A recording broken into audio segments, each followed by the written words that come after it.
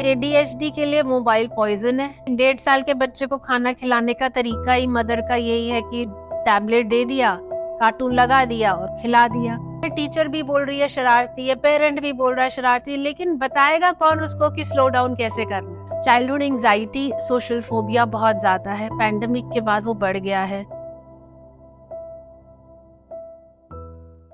Welcome to our show the legends. आज हमारे साथ हैं जानी मानी psychologist doctor Ruby Ahuja. Mental health समेत बहुत से ऐसी इश्यूज हैं, बच्चों के, बड़ों के, लेडीज के, उनके बारे में अवेयरनेस होना बहुत ज़रूरी है। बिना अवेयरनेस के बहुत सी तकलीफ़ें समय के साथ बढ़ जाती हैं। ऐसे ही कुछ सेंसिटिव मसलों पर बात करेंगे आज डॉक्टर रूबी आहूजा से। आप साइकोलॉजिस्ट हैं, रोज नए नए पेशेंट देखते हैं, लगभग 20 साल से अपने प्रोफेशन में हैं। आज आप बताना चाहेंगे कि छोटे बच्चे आजकल जिद्दी हो गए हैं, छोटे बच्चे बड़े वायलेंट होते हैं, खाने पीने में चूजी हैं, पेरेंट्स भी कई दफ़ा बच्चों से हार जाते हैं।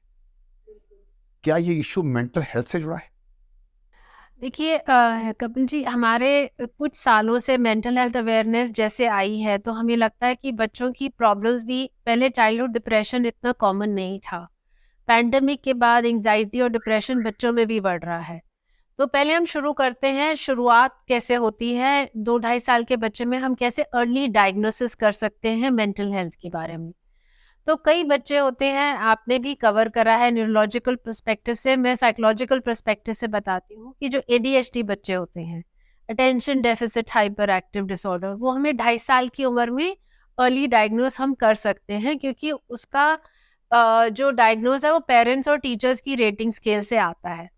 सो वो हमें बताते हैं। तो क्या होता है, इन बच्चों का फरारी ब्रेन होता है, मारुति ब्रेक्स होती है, और इनको सारी दुनिया बोलती है शरारती है, टिकता नहीं है, टिकता नहीं है, लेकिन ये लेबल के साथ रहते हैं, लेकिन कोई इनको बता नहीं रहा स्लो डाउन कैसे करना है। तो जो हमारा काम होता है, इनको अप्लाइड बिहेवियर थेरेपीज देना, इनको बताना कि किस तरीके से, तरीके बताना पेरेंट्स को कि स्लो डाउन कैसे कराना है अपने बच्चों को। जो साइकियाट्रिस्ट और न्यूरोलॉजिस्ट अपना काम करते हैं, वो मेडिसिन देते हैं, पर वो थेरेपीज नहीं देते हैं। सो हमारे साथ एक टीम होती है जो जिसमें ऑक्यूपेशनल थेरेपिस्ट होता है, जिसमें वो सेंसरी इंटीग्रेशन कराते हैं। मतलब इन बच्चों की जो 5 इंद्रियां हैं, 5 सेंसेस है, डिसइंटीग्रेटेड है, भाग रहे हैं इधर उधर, है ना। इन बच्चों को जरा सी भी आवाज बाहर आएगी तो ये डिस्ट्रैक्ट हो जाएंगे, जरा सी भी चीज कुछ लगेगी बॉडी में तो इनको लगेगा, है ना। तो वो सेंसरी इंटीग्रेशन कराने का काम हमारी टीम का होता है, हम लोग करते हैं। तो जो कि अब क्या होता है, टीचर भी बोल रही है शरारती है, पेरेंट भी बोल रहा है शरारती है, लेकिन बताएगा कौन उसको कि स्लो डाउन कैसे करना है।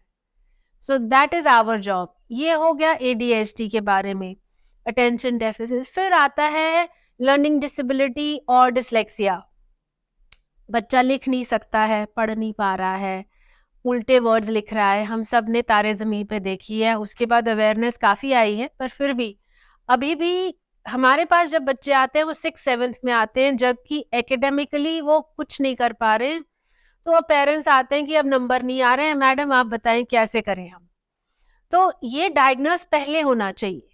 अगर आपका बच्चे को लिखने में दिक्कत है, आप एक बार कंसल्ट कर लीजिए, ओवर रूल कर लीजिए कि उसको डिसलेक्सिया नहीं है या लर्निंग डिसेबिलिटी नहीं है।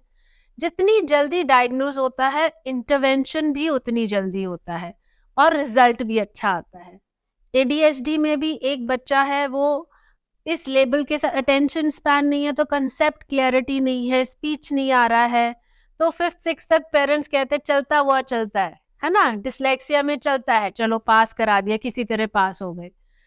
तो ये सारी दिक्कतें, रोड ब्लॉक्स इसलिए आती हैं क्योंकि अवेयरनेस नहीं है और पेरेंट्स आते नहीं है हम लोगों के पास डायग्नोसिस के लिए।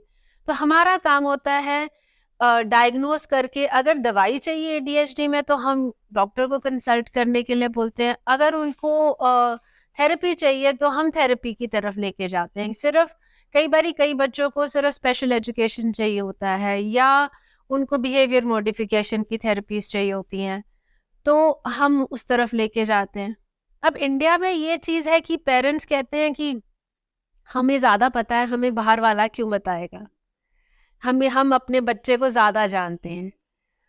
तो ऐसे जब एडोलेसेंट पेरेंट्स हमें आके मिलते हैं तो वो कहते हैं कि आपसे क्यों शेयर कर रहा है बच्चा, हमसे क्यों नहीं शेयर करता? और वो ईगो आ जाती है कि ऐसा क्या बताया तूने मैम को? देखिए, हमारा काम ये नहीं है कि हम आपके बच्चे की इन्फॉर्मेशन आपसे छुपाएँगे। जो रेलेवेंट है हम ज़रूर बताएँगे, लेकिन हमारे बच्चे के साथ एक रैपो रहता है।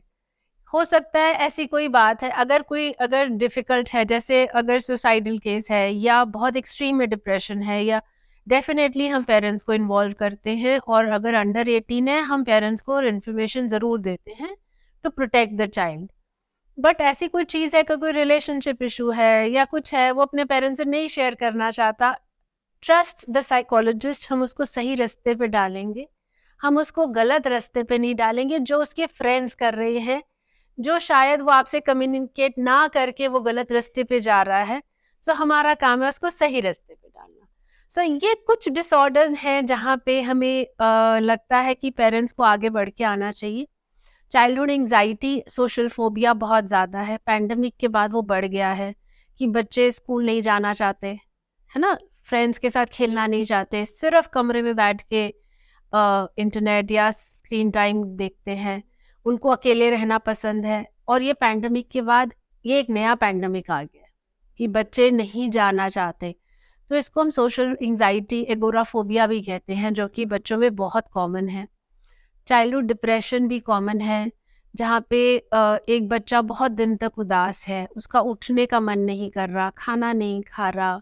ये कुछ रेड फ्लैग्स हैं जो पेरेंट्स को ध्यान रखने चाहिए कि कमरे से बाहर नहीं आ रहा है, नहाना भी उसको लिए एक मुश्किल लग रहा है।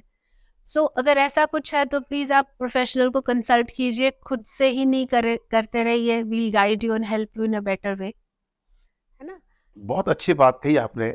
मैं इतना जानना चाहता हूँ कि इस सारे मामले में जो मोबाइल है, ये कितना बच्चों को खराब कर रहे हैं? फिर से शुरू करते हैं। एडीएचडी के लिए मोबाइल पॉइजन है, क्योंकि जितने स्क्रीन से फ्लैशेस आते हैं, ब्लू लाइट जितनी आती है, वो अटेंशन डेफिसिट को बढ़ाता है।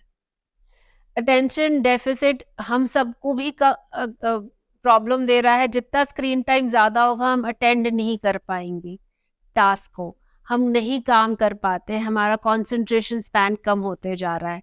कंसंट्रेशन कम होने की वजह से एकेडमिकली हम उतना नहीं परफॉर्म कर पाते, क्योंकि हमारी जो रिकॉल है वो पुअर हो जाती है। इसी में एक और बात ऐड करता हूँ। पेरेंट्स जब बिजी होते हैं, वो चाहते हैं कि बच्चा किसी जगह बिजी रहे, वो बच्चे के हाथ में गेम लगा देते हैं या कार्टून लगा देते हैं और अपना काम करने में लग जाते हैं। आप कह रहे हैं कि मोबाइल बच्चे के लिए पॉइजन है, पर इसका मतलब ये हुआ कि पेरेंट्स खुद बच्चे को पॉइजन दे रहे हैं। एब्सोल्युटली सर, एक 1.5 साल के बच्चे को खाना खिलाने का तरीका ही मदर का यही है कि टैबलेट दे दिया, कार्टून लगा दिया और खिला दिया। सो वो एफर्ट नहीं करते कि हम पेशेंटली बैठ के बिना गैजेट के खिलाएं, क्योंकि मदर्स वर्किंग है।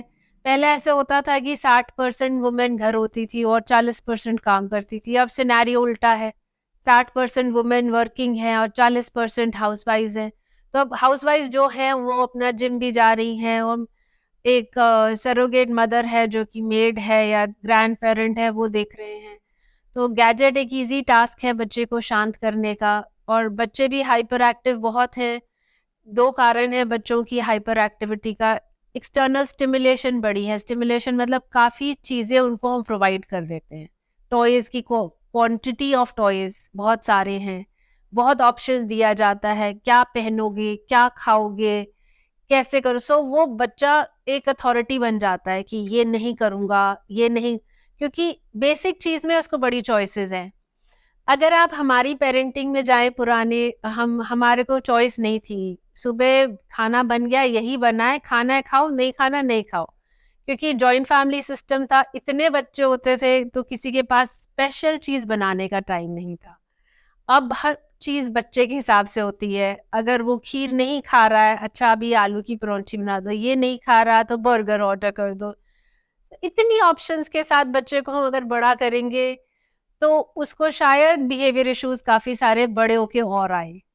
डॉक्टर साहब, एक बात और इससे जुड़ी हुई, ये हम सब नोटिस करते हैं कि पेरेंट्स वर्किंग हैं, बच्चों के लिए समय नहीं होता, उनका कुछ प्रोफाइल ऐसा है कि चाहते हुए भी बच्चों को टाइम नहीं दे पाते। तो अपनी सपोर्ट के लिए घर में कोई मेड, कोई हेल्पर रख लेते हैं। अब मेरा सवाल ये है कि जब बच्चा पेरेंट्स के पास कम टाइम देता है, रात को सोया, सुबह जब उठे तो जो मेड है, जो हेल्पर है वो आ गई, उसने आके बच्चे को संभाल लिया, तो क्या बच्चे की जो बॉन्डिंग है विद पेरेंट्स, उसका असर पड़ता है मेंटल हेल्थ पे? सर मेंटल हेल्थ पे नहीं पड़ता, पर अटैचमेंट बॉन्ड्स नहीं बनते। जैसे आजकल मैं देख रही हूँ जो जापा मेड्स आ रही हैं, तो जो अटैचमेंट बॉन्ड होता है फर्स्ट 5 years में बनता है, हमारी थ्योरी है साइकोलॉजी में, वो फिजिकल कांटेक्ट से बनता है। और क्या होता है, ये जो जापा मेड्स हैं ये पूरा काम बच्चे को कर रहे हैं, सिर्फ फीडिंग के टाइम मदर को दे रही है। सो क्या है, जब बच्चा पैदा होता है उसे सेंस ऑफ ट्रस्ट आना चाहिए। 1 या 2 हाथ उसको टच करते हैं, उसको पता होता है कि ये कौन मेरी मदर है, कौन फादर है। एंड जो आवाज़ें वो सुनता है एनवायरनमेंट में, जो उसने पेट में सुनी होती हैं, अभिमन्यु मैंने भी पेट में सुनी थी, अगर फादर की आवाज़ सुनी तो आवाज़ों से वो एसोसिएट करता है। सो ये बॉन्ड क्या है, 2 लोग देख रहे हैं, सो बच्चा एक एंग्जाइटी में आ जाता है कि किसको ट्रस्ट करना है, जो मुझे फीड करा रही है या जो मेरा टेक केयर कर रही है। सो ये तो हो गया न्यू बॉर्न का। अब बड़े होते हैं, जैसे बच्चे अगर स्कूल गोइंग है और मदर पेरेंट्स वर्किंग है, 9 to 5 जॉब है, तो मेड बहुत रुलाएगी नहीं बच्चों को, है ना, क्योंकि उसकी शिकायत हो जाएगी। वो अपने आप को प्रोटेक्ट करने के लिए बच्चों के हिसाब से एनवायरनमेंट क्रिएट करेगी, तो वो हर चीज देगी जो बच्चा मांगेगा। तो हम कहते हैं इसको अर्ली ग्रेटिफिकेशन, जो चीज चाहिए मुझे अभी मिल जाएगी, है ना।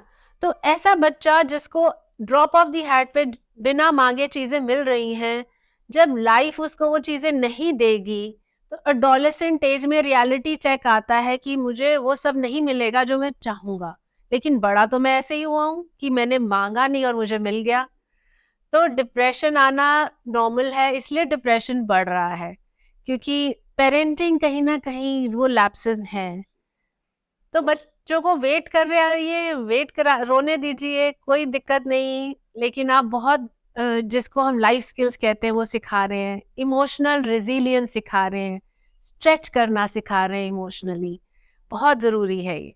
डॉक्टर साहब, एक छोटा सा सवाल और, कि छोटे बच्चों की बात तो हो गई, चाइल्डहुड एंड एडोलसेंस, 10 से 19 साल के बीच का बच्चा, ना तो वो छोटे बच्चों के डॉक्टर के पास पेरेंट्स जाते लेके कि बच्चा बड़ा हो गया, ना वो जाते बड़ों के पास, तो वो कहाँ जाए?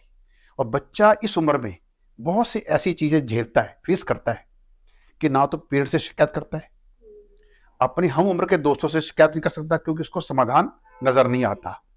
मोबाइल के साथ उसकी जो बॉन्डिंग है वो बढ़ती जाती है, तो उसका मेंटल हेल्थ पे कितना असर पड़ता है, जो आपने फेस किया, रोज फेस करते हैं, देखते हैं? बिल्कुल सर, मैं 10 से 19 साल एक ब्रॉडर कैटेगरी है, मैं उसको डिवाइड करूंगी 10 से 12 साल, 12 साल से लेके 16-17 साल, और उसके बाद बड़े बच्चे। ये 3 कैटेगरी के बच्चे हैं जो प्री एडोलेसेंट, एडोलेसेंट और पोस्ट एडोलेसेंट में जिनको हम लेते हैं।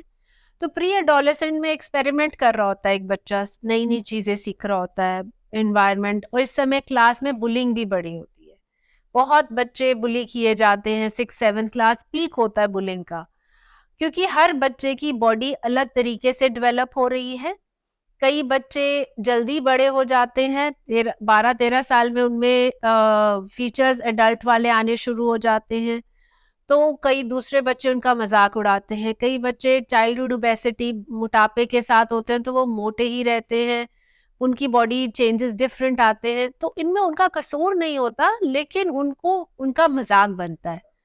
तो उस मजाक की वजह से उनमें काफ़ी सेल्फ एस्टीम इश्यूज आते हैं, बड़े सारे डिसऑर्डर्स आ जाते हैं।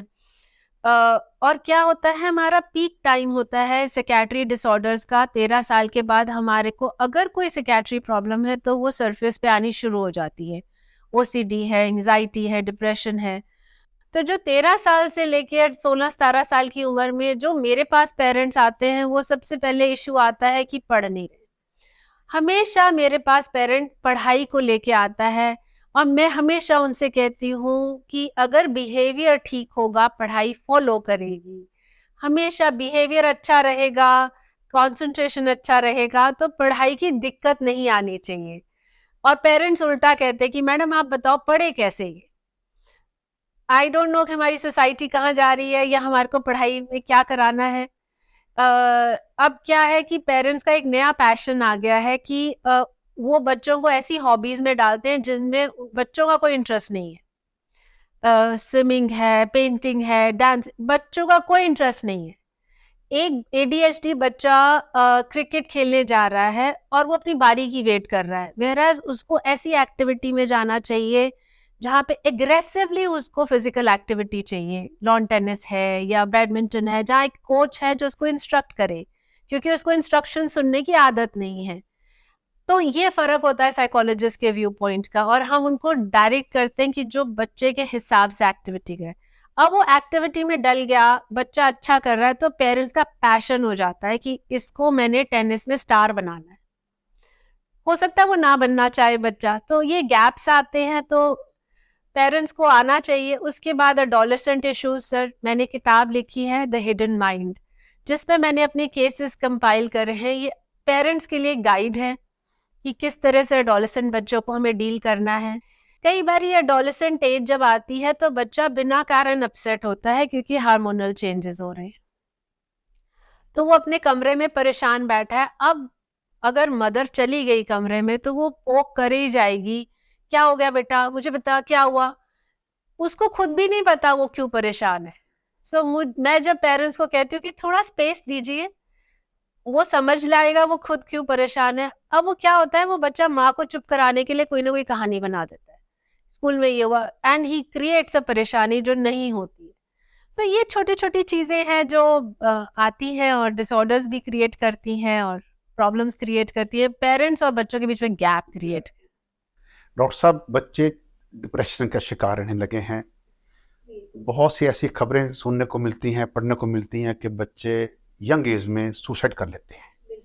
ये सुसाइडल थॉट, मूड स्विंग, ये बहुत बढ़ता जा रहा है। इसके पीछे क्या रीज़न है? बहुत सारे रीजंस हैं सर। एक रीज़न नहीं है, तो हम शुरू करते हैं बायोलॉजिकल रीज़न से, फिर हम एनवायरमेंटल रीजंस पे आते हैं। बायोलॉजिकल रीज़न है, अगर कोई जेनेटिक प्रॉब्लम है, घर में किसी को डिप्रेशन का शिकार है तो बच्चों को भी होना है। तो हम हमारे घर में अगर कोई अल्कोहलिक है, डिप्रेशन में है, तो हम अपने बच्चों का और ज़्यादा ध्यान रखें, हम रेड फ्लैग्स जल्दी डायग्नोज कर लें या असेस कर लें और हेल्प ले लें। अब एनवायरमेंटल फैक्टर्स जो है हमारे पास, वो है सोशल मीडिया। सबसे बड़ा फैक्टर जो सोशल मीडिया है, जो कि बच्चों को काफ़ी हद तक डिप्रेशन का शिकार है। ऑनलाइन गेमिंग है, ऑनलाइन बुलिंग है। दूसरा, ऐसे जैसे मैंने कहा कि बच्चों में इमोशनल क्वोशंट, जिसको हम ईक्यू कहते हैं, आईक्यू अच्छा है बच्चे का, पर ईक्यू जो है वो कम है, उसको अपनी इमोशंस हैंडल करना नहीं आता। और जैसे हमने कहा, पैंडेमिक के बाद बच्चों में मेंटल हेल्थ डिसऑर्डर्स का पैंडेमिक आया है, क्योंकि 2-2.5 साल बच्चा घर में सिर्फ गैजेट्स में रहा है, तो ना तो फिजिकल एक्टिविटी हुई है और ना ही कोई और चीज़ हुई है। सो इसकी वजह से काफ़ी बच्चों में एंजाइटी और डिप्रेशन, एंजाइटी भी बहुत बढ़ गया है। सर क्या होता है कि आज छोटा से छोटा बच्चा भी हमें कहता है कि मुझे दिल में दर्द हो रहा है, हार्ट बीट मेरी तेज़ हो रही है, एग्ज़ाम से पहले उल्टियाँ आने लगती हैं, या फिर उसको लूज़ मोशन लगते हैं, पेट में दर्द होता है, स्कूल जाने की एंग्जाइटी है। ये सारे एंग्जाइटी डिसऑर्डर्स बढ़ते जाते हैं अगर हम इनको एड्रेस नहीं करेंगे। सो मेरी पेरेंट्स से गुज़ारिश है कि प्लीज़ आप हेल्प लीजिए। हमेशा मैं यही कहती हूँ, समझिए अपने बच्चे को, नहीं समझ आ रही तो बाहर से लेने में स्टिग्मा नहीं होना चाहिए। ये बहुत अच्छी बात कही आपने कि अगर पेरेंट्स बच्चों को खुद अपने लेवल पर ना समझ पा रहे हैं, ना हैंडल कर पा रहे हैं, तो उनको साइकोलॉजिस्ट की हेल्प लेनी चाहिए, क्योंकि बच्चे की लाइफ का, बच्चे की करियर का सवाल है। क्योंकि समाज में अभी इतनी अवेयरनेस नहीं आई। पेरेंट्स समझते हैं कि हम खूब पढ़े लिखे हैं, खासकर आज का जो यूथ पेरेंट है वो पढ़ा लिखा है, वो समझते हैं कि हम बेटर जानते हैं, या गूगल पे सर्च मार लिया या अपने फ्रेंड सर्कल में बात कर ली। जबकि मुझे लगता है कि ये हर बच्चे की कहानी थोड़ी डिफरेंट होती है, हर परिवार की कहानी थोड़ी डिफरेंट होती है। नाना नानी या ताए और जो रिलेशन हुआ करते थे पहले नहीं है। तो मुझे लगता है कि छोटे बच्चों पर या अडोसेंस एज में बच्चों पर असर पड़ता है इस बात का, क्योंकि बच्चे घर में कैद से होकर रह जाते हैं, उनकी सोच में सीमित होकर, ना तो वो खुल के हंस पाते हैं, ना वो खुल के बात कर पाते हैं, ले दे करके वो जा पहुंचते हैं मोबाइल के या फिर टीवी के। और अक्सर कहा जाता है कि जो मोबाइल है, ये टीवी है, ये नेगेटिविटी ज्यादा परोसता है बजाय कि पॉजिटिविटी। थोड़ा इस पर बता दीजिए। सबसे पहले मैं बात करूँ कि एडिक्शन कैसे होती है इन सब गैजेट्स की। ये जो जितने भी आपके सोशल मीडिया प्लेटफॉर्म्स हैं या बच्चे ज़्यादा, ये गेमिंग है, हर गेम उनके हिसाब से है। एक छोटा बच्चा अगर गेम खेल रहा है, वो एक विलेज बना रहा है, अपने हिसाब से बना रहा है। उसमें जो गेम उसके पार्टनर्स हैं वो उसके हिसाब से हैं, जब वो चाहे रीस्टार्ट कर सकता है। लेकिन जब वो पार्क में खेलने जाता है, ऐसा नहीं होता। अगर हार रहा है तो उसको हार लेनी आनी चाहिए, है ना? 4 बच्चे और खेल रहे हैं, वो उसके हिसाब से नहीं खेलेंगे। गेम में ये गलत हो जाता है। अब उसने रीस्टार्ट कर दिया, अब मैं अपने हिसाब से, मैं अपना मालिक खुद, है ना? अब ये माइंडसेट बन जाता है। तो जब हम रियल बच्चों के साथ वर्चुअल नहीं खेलते, रियल खेलते हैं, तो हमारे को ये स्किल्स आती नहीं है, हारना नहीं आ रहा है, हमें गेम के रूल्स फॉलो करने नहीं आ रहे हैं, क्योंकि हमें अपने रूल्स बनाने की आदत है।